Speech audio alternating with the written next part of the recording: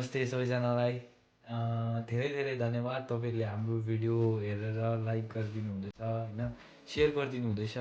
यो हामीले just 3टा video भयो होला बनाएको होइन।